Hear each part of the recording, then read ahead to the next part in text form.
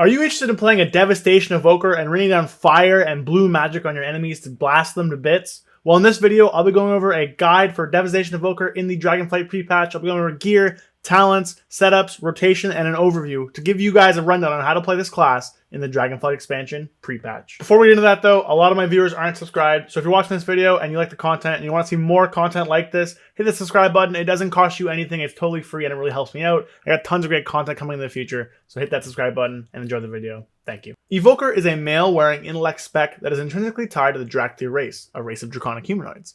Drakthir can only be Evoker, and Evoker can only be Drakthir. In lore, Evoker are the elite soldiers made by Neltharion, which is Deathwing before he went crazy, and combine the adaptability of the immortal races with the dragon's ability to use magic, and therefore are able to use magic pulling from all 5 Dragonflights. In practice, this amounts to them having a DPS spec, Devastation, which pulls from the red and blue schools primarily to deal damage, as well as a healing spec, Preservation, which pulls from bronze and green to heal allies. The black school is used as a joint school for both, in terms of utility and defensives. Evokers themselves are the first mid-range class in the game, having a 25-yard range, or 30 yards for healing abilities, putting them longer than melee, but shorter than the standard 40-yard range for ranged players. In terms of class mechanics, the class has 2, Essence and Empowered spells. Essence is the primary resource of the class, and you have 5, with a maximum of 6 via talents. Essence cools down 1 at a time when used, and is spent to cast stronger spells for both specializations. However, each class has a proc which affects this, known as Essence Burst, which grants a free use of the next essence-consuming ability. The procs are generated differently for each spec, with talents that convert and modify them. Empowered spells are the other new feature for the class, and are a brand new mechanic for WoW. Empowered spells are a new form of modular cast, requiring you to essentially channel casting the spell, with the longer you channel, the more of an effect you get, or a changing effect in terms of some of them. Empowered spells have 2 methods of casting, between press and hold and tap to cast, and these can be toggled in the options. I recommend playing with both of them to find the one you enjoy the most. In total, there are 4 empowered spells in the game, with 1 being shared between the 2 specs. For Devastation, this means they have access to Fire Breath and Eternity Surge. In terms of the spec itself, Devastation focuses primarily on using the blue and red spells to deal damage, primarily through Pyre, their red AoE spender, and Disintegrate, their single target blue spender. A lot of their damage also comes from the use of Fire Breath and Eternity Surge, their 2 empowered spells. Their main niche is on Cleave and target swapping, which is amplified by their mastery, Giant Killer, which gives them more damage against higher health targets. Their main cooldown, Dragon Rage, also allows them to get full mastery value regardless of the target's HP, while shooting at a bunch of pyres and giving each of their spenders, Azure Strike and Living Flame, a 100% chance to proc Essence Surge. In terms of the class, or spec, Devastation focuses primarily on Cleave and target swapping, and that is their main niche, and they are actually pretty enjoyable, especially with the recent pyre buffs. Now with that out of the way, and the overview out of the way, we're going to get into the guide for the pre-patch for Devastation. So you want to learn how to play Evoker. Well, here we are. I'm going to give you the talents first. Then we're going to go over gear and legendaries and covenants, because this is the Dragonflight pre-patch guide. So there are still covenants and legendaries while we're in Shadowlands. Not a lot. They don't really matter. We'll go over them when I get there. And then we'll do rotation. And that will give you the rundown on how to play this really fun spec in the pre-patch. So without further ado, let's get started. So we'll go over first with our raid build. So this is the raid build. Now, big disclaimer for Evoker. As a whole, unlike a lot of the other classes, Evoker has a lot of holes with their talents. Now, this is true for all classes. Every class right now pretty much has holes in their talent tree because they don't have those level 70 talents. However, most other classes in Shadowlands can fill that hole with legendaries or covenant systems or stuff like that. Evoker is just kind of out of luck. They don't have legendaries. They don't really have a covenant system. They do have a covenant ability. It's not very good. So they're kind of just this half-baked class the first 2 weeks where they don't really have their full power of all their builds they want to run. They're kind of just left by the wayside in terms of Shadowlands board power and have to make do with what they have. That's not saying they're not fun. It's still going to be good if you want to play this class. Try it out now. Get used to the rotations. The builds you're going to be playing are fairly similar to how things will end up on live. But realistically, things are going to be a little bit weird because of the fact that you don't have that legendaries and power and all that stuff. We'll get into it. So we'll start on the left side here in the class tree. And the class tree is going to stay pretty similar between the 2 sides. Really, all you're going to do is change the stuff down the bottom gate. When you get those talents at the end, those new talents at level 70, you're going to want to come down and pick up kind of both builds together. But right now, you start off with Landslide as your only point filled. Then you want to pick up Obsidian Scales as quick as you can. Obsidian Scales are really powerful defensive. 1.5 minute recharge, 2 charges because of Obsidian Bulwark.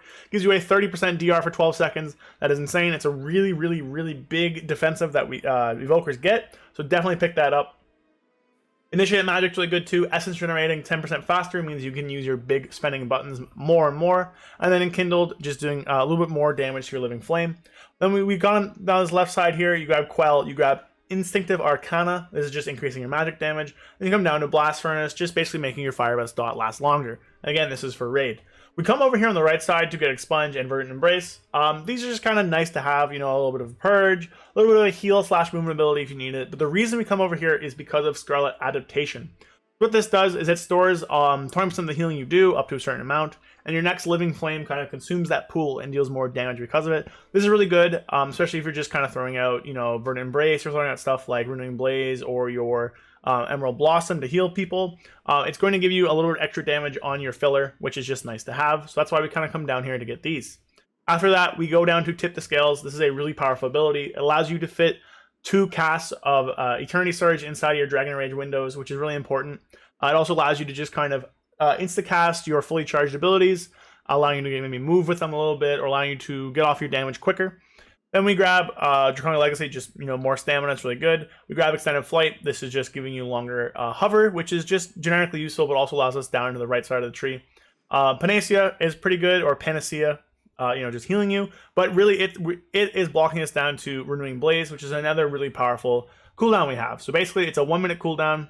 The flames surround you for 8 seconds. While it's up, 100% of the damage you take is healed back over 8 seconds. And then we get this point down here that reduces its cooldown by 30 seconds, or you can make it so that the initial, while the effect is active, you also receive more healing. So this cooldown is really, really powerful on a 1 minute or on a 1.5 with the increased healing. Really good to take, makes them really, really tanky. Lastly, we take Zephyr. This is good for, you know, 4 nearest allies around you. Gives you a movement speed and decreases area of effect attacks by 20% to you guys. Just kind of good to have. And finally, your last movement option is Rescue. You swoop to an ally and fly with them to the target location. This basically, it allows you to pick somebody up and fly somewhere else with them. It's really fun to troll people with this, but also can be used to move you or a slower party member out of danger. As an Evoker, your mobility is one of your strongest things. You have a lot of mobility to get around your range and get around your long cast times. So you want to make sure you're using this stuff proactively. Over on the Spec tree, again, this is our raid build. So obviously you put a point into Pyre, you kind of need to. You throw a point into both the Essence Burst. This is how Evoker gets their Essence Burst primarily. So Ruby makes your Living Flame do it, and Azure makes your Azure Strike do it, obviously. Now, we come down here, we need this to get to our cooldown. In raid, if you need the kick more often, you can take this. But if not, just take Inner Radiance. Basically just, you know, more healing for yourself on your abilities. Then we come down to our cooldown, Dragon Rage. You know, this is a 2-minute cooldown. You erupt with Fury and exile those pyres at enemies. And then Essence Burst will always happen, and you gain, you know, your Giant Killer effect always. Then we come down, Eternity Surge is just a really powerful Empower spell we blast off at people. Arcane Intensity is just more disintegrate damage, more Essence Burst stacks, you know, empowered spells and animosity. This is all just kind of your bread and butter, really good stuff. Down here, though, Titanic Wrathstone. This is something you're going to take in single target pretty much only. Really, this just makes Essence Burst increase the damage of your spells more. A lot of your damage in single target comes from your disintegrate, so this is just going to boost that up more and more. Heat Wave, Fire Breath, more damage, really good. Catalyze is really good in combination with all the Fire Breath talents we have. It allows basically the tick to happen twice as much whenever you're channeling Disintegrate. However, this doesn't reduce the time that the dot lasts for, so this is a big, big DPS increase. We get Tyranny, which makes you know, Dragon Rays give you the full mastery benefit. We get 2 Spellweaver's Dominance, which makes your critical strikes deal more damage, which makes crit pretty good for us. And then we grab Scintillation. This is one of our best single target abilities. Basically, whenever you're channeling Disintegrate, you have a chance with each tick to launch a Eternity Surge. It gives you a lot of free damage, it gives you a lot of procs of Charge Blast. It's just really, really good. And then we grab Hoarded Power because, you know, more Essence Burst means more cast, which is fun. On the right side here, we're taking Causality just to get more Eternity Surges out. We're taking Shattering Star for a little bit of a damage amp on 15 seconds, and then this just makes it last longer. And then finally, we have these 2 points here. Charge Blast is pretty good if there's ever going to be adds, as well as Eternity Span, you know, making things hit more targets. If it's a pure single target fight, you can drop these points out and just kind of put them both into Honed Aggression, because realistically, there's not too much else on this side you want to have. Lay Waste isn't really going to be useful in single target. Dense Energy isn't really going to be useful in single target. Eternity Span and Charge Blast aren't really going to be useful in single target. So in a pure single target scenario, you can grab Honed Aggression and then come down this way and basically end up with the same thing. But if there's adds in the raid, then you can kind of do this build here that we had before. Oop, drop those points out and end up with this. Now, in level 70, you're going to want to come down Fauna Magic, Burnout, and Feed the Flames, which is going to be our really powerful build. However, you can't really take that right now because we drop out Scintillation, and Scintillation is just so strong at single target, so we kind of have to leave this by the wayside, and we'll look at it fondly until we hit level 70. That's the single target build, and now I'll go over the M+ build for you guys. So this is a bit more of a lower target count AoE build, and again, shout out to the people in the Evoker Discord for trees and stuff for the basic skeletons. Preheat, Jericho, and all other people, shout out to them. They got great stuff, check them out. Anyway, so this is kind of the idea here. On the left side, not too much has changed in the class tree. We've gone down to grab Protracted Talents, makes your Azure Strike deal hit one more target, which is great. And then we have Leaping Flames, which is really, really good. Basically, whenever you cast your Fire Breath for each Empower level with it, it makes your next Leaping Flames hit one more target. So you want to make sure you're always going as high as you can with that in AoE to get the Leaping Flames benefit. On this side over here for our Spec tree, we've dropped out a few points in the middle here, like the Titanic Wrath. We've gone down to pick up Vitality. Basically, Pyre has a 30% chance to flare up and explode again, so it'll center another Pyre. We also have stuff like Dense Energy, which gives us easier use of spending Pyre because it costs one less. We've dropped stuff down here as well to grab Fauna Magic. Your Empower spells max levels increased by 1. This is really good because of Leaping Flames. You know, it gets us more hits there. We're still taking Shattering Star to Cleave. We're still taking stuff like Eternity Span. It's really good. We're taking stuff like Charge Blast. This build here is kind of a lower Cleave stuff. It still has a lot of single target damage because of Scintillation, because of stuff like Shattering Star, because of Speller's Dominance, all that stuff. So it's really, really good in single target as well as in AoE. So this is kind of your in-between build. If you want to go a full-on balls to the wall, big AoE build, then this is what you want to end up doing. So you're grabbing stuff like Onyx Legacy, you're grabbing stuff like Feed the Flames, which will be taken at max level. You're grabbing stuff like your Vitality again. You're dropping out Spellweaver's Dominance, Scintillation, and Hoarded Power though. So this will be a lot worse in single target. So this is one of those things for 4 to 5 weeks. However, where you're losing out in single target, you're getting a lot with having a lot more often Fire Breaths, having a lot more Validity charges, having Burnouts giving you the free Living Flame procs with your Leaping Flames, and having the lower cooldown on Onyx Legacy. So that kind of thing there will give you more of a big AoE damage type build, but will end up costing you in single target. So it's up to you which of these two builds you kind of want to play. Of course, play around with the talents, you know, just have fun with it. If you don't like having Shattering Star, then take that out, put it somewhere else. If you don't like having a certain talent, take it out, put it somewhere else. This is the pre-patch. Have fun with stuff, experiment and enjoy stuff. But if you want to have a place to start from, you could take this for a lower AoE cleave, and you could take this build for a bigger AoE kind of like mass pull kind of deal, because stuff like Fire Breath, stuff like Deep Breath, stuff like Pyre is going to do a lot more damage there, but you lose out in the single target because of Scintillation. We just don't have the talent points for it. Those are the two builds.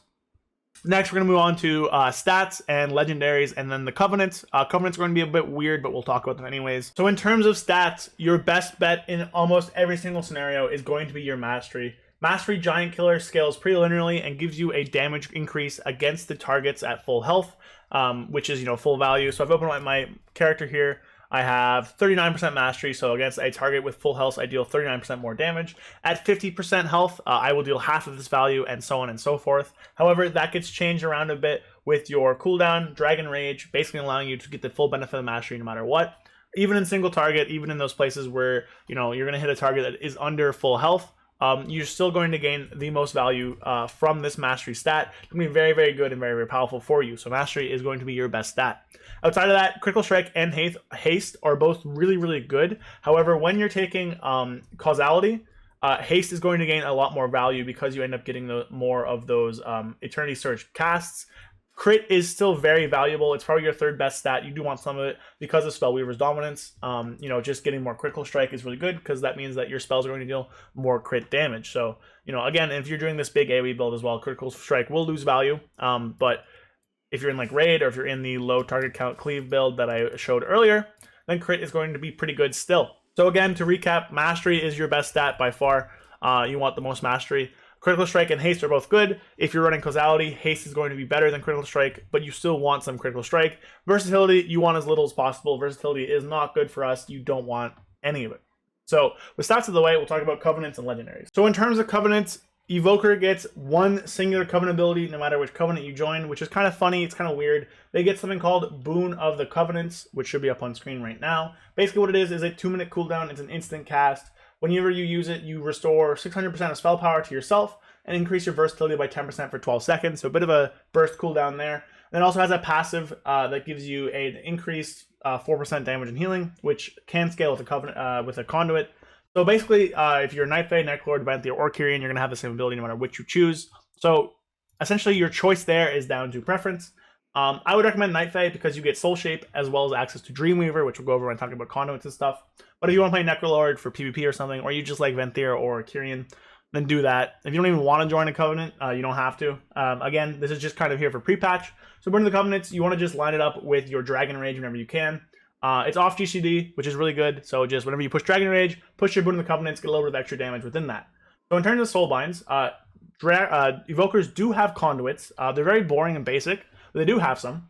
So in terms of Soulbinds, I recommend Dreamweaver, Night Fae. If you're not using Night Fae, then you want to use Theotar for Venthyr, Merilith for Necrolord, or basically Pelagos for Kyrian. You don't want to use Brawn and Kyrian because it desyncs your cooldown, so just use Pelagos. In terms of Conduits, you want Graceful Stride, which is a movement speed increase. You want Grandiose Boon, which increases the damage and healing by additional percentage. You want Intense Awakening, which is Mastery. You want Primeval Fortitude, which is increase your max health. You want Bronze Acceleration, which is increases haste, and then you want Natural Weapons, which increases decreases the cooldown of Wing Buffet and Tail Swipe. So I'll have the tree up on the screen right now for you guys. If you want to take a look at that. Basically, we're going Dreamweaver and Night Fae because of Soul Shape and because of Pod Tender. Pod Tender is just really strong. Giving you a cheat death is always incredibly useful in any single form of content. So I really recommend having that. Pod Tender is just going to be really good. Outside of that, in terms of legendaries, we have one Unity, and then we don't have any actual class legendaries. So that means we get to dip into the fun little balance of generic legendaries. So obviously you want to use your Unity. Unity is weird. Basically all it does is it passively increases your damage and healing by an additional 5%. So that's fun. Just gives you a little bit more damage and healing on top of that. Very interesting. Outside of that, you want to use Echo of Eonar in Raid and Third Eye of the Jailer in Mythic Plus. So Echo of Eonar you can put on your waist, wrist, or finger, and you should use Mastery or Haste.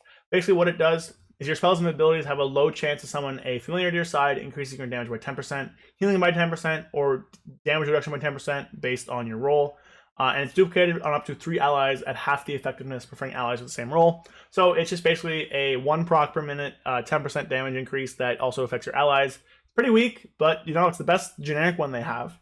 And then in terms of M+, you want Third Eye of the Jailer. Basically, killing an enemy grants you the Third Eye, which increases your intellect by 1% for 10 seconds, stacking up to 7, and increase the duration by 1 second for each additional stack.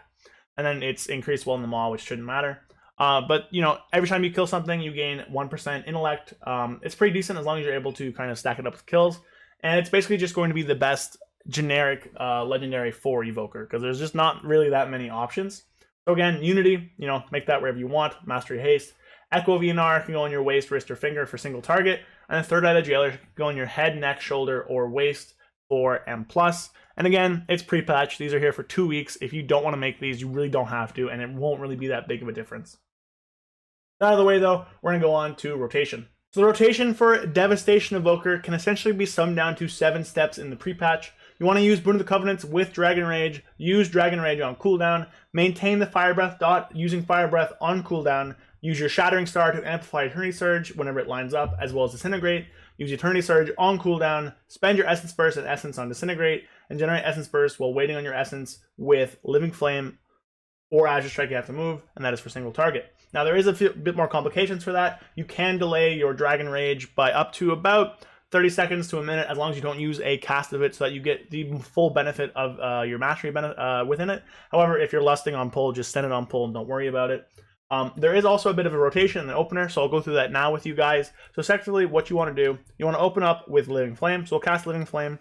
Then once you do that, you want to Living Flame immediately into Dragon Rage, then use Fire Breath, use Shattering Star, use Tip the Scale, use Eternity Surge, generate an Essence Burst proc, and then just spend all your stuff on Disintegrate. And whenever you don't have enough Essence to use Disintegrate, then you can just generate a proc with Azure Strike. And you basically want to just be chaining Disintegrates as much as you can, using Shattering Star on cooldown, setting out your Disintegrates. If Eternity Surge comes back up, you can use that, but at the end you want to try and generate some stacks of Essence Burst, and then from outside of that, you're just outside of your cooldowns now, and you're just going to use Eternity Surge, you're going to use Disintegrate, you're going to use Fire Breath whenever it's up on rank 1, of course Shattering Star on cooldown. Otherwise, you know, just spending your stuff, generating with Living Flame, and then using Disintegrate whenever you can, using Eternity Surge on cooldown, using Fire Breath on cooldown, using Shattering Star on cooldown, and just kind of having a good day, you know, blasting your targets with fire, with blue magic, with beams of light and death, and that's about it. You can use Deep Breath on single target if you want instead of a Living Flame, but realistically, it doesn't really lead to that big of a damage increase. In terms of Charge Blast, it's not going to be better than Disintegrate on a single target. However, if there's adds, then you definitely can use those to kind of blow them up whenever they spawn. Again, you know, I'm just spending my Eternity Surge stuff here. And that's basically the single target rotation. It's really, really simple, really, really easy and quick to pick up. But there are tons of nuances there in terms of, you know, timing your breaths, timing your star surges, using your abilities whenever you get them, you know, to hit adds and stuff like that. But basically, you always just want to use your empowered abilities on rank 1. You want to use your Shattering Star on cooldown, use your empowered abilities on cooldown, use Dragon Rage on cooldown, otherwise just spend all your stuff on Disintegrate. And when you're not in Dragon Rage, you want to just fill with Living Flame. That's kind of just your single target. In terms of an AoE rotation, it is mostly the same. However, a few things do change. Most of the time, you do want to empower your spells fully here. So Eternity Surge goes up to 6 enemies in the bottom right here at full empowerment. And Fire Breath, we want to fully empower it because of the talent. Well, I'm not even in my AoE talents, but because of the talent Leaping Flame, what this does, it just gives us, you know, Living Flame ability to kind of hit multiple targets. So we full charge it in order to get the most targets out of that. And then you can see, we see over here, Eternity Surge hits 8. You can use, of course, tip the scales on those things as well. You still want to use Shattering Star on cooldown when you can. And then you want to replace Disintegrate with Pyre at different target counts. So at 2 targets, if you're at full stacks of Charge Blast, then you want to use Pyre. If you're at 3 targets, around 10 stacks, you want to use Pyre. And then if you're at 4 targets, you replace Disintegrate completely with Pyre and don't ever use it. So 2 targets here, I'm not going to use Pyre until I hit max stacks here. You do want to replace with Azure Strike if you can cleave them. I'm not really cleaving here, I shouldn't be using Azure Strike.